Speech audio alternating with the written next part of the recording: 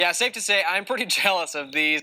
Past week or so, even more and ahead coming up, and there's potential problems including more than just immediate flooding. Yeah, those storm waters washing through our streets and pipes could pollute our streams and rivers, but a group of high school students have made it their mission to monitor the problem and also find solutions. Our Rob Harris joining us on the river with their story. Rob, hey. Hey, how's it going, guys? Yeah, safe to say I'm pretty jealous of these high school students. This was not what my ecology class looked like in high school. However, even though they're having fun out here on the Ohio River, it's also safe to say that they're doing some important work. All right, so you guys are probably going to have to sit in the middle, and then Savannah and Katie, you can either sit in front or behind. For 3 hours, twice a week, this is the classroom for these Louisville male high school juniors and seniors. And when Angela Page teaches ecology, she likes it to be a little more hands-on.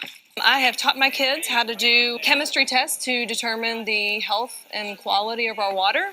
My goal in teaching this class is to just get kids outside, to let them know that they can be trusted with equipment and with their own ideas.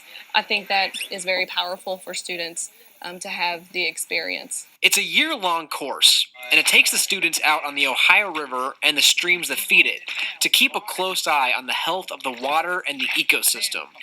For many students, like junior Alyssa Page, it's an eye-opening experience. When you're out on the creek and you see everything in person, you really get a sense of how bad things are. It makes me kind of sad, actually, to see that we are the cause of this. We would dump our trash into here, and we don't really focus too much on what it does to our environment. It's one thing to go out and observe the fluctuating health of the river. It's another to do something about it. These students will each embark on a year-long research project of different environmental issues and explore solutions for a cleaner future. Alyssa's group will be monitoring plastic in the water and the harm it causes to the food chain. The hope is that the broader community will take notice. As a team, I think we definitely could clean it up, and you doing your part definitely goes into helping that start. The impact is going well beyond me. I'm just one person, and so I'm creating this army of citizen scientists to kind of help our planet, like when I'm gone, and maybe spark a little excitement. These high school students are teaming up with the Watershed Watch Group here in Kentucky, which posts the findings of their river health monitoring on the website. So we'll link to that on our website too, so you can keep tabs with it and see how the health of the Ohio River fluctuates after storms.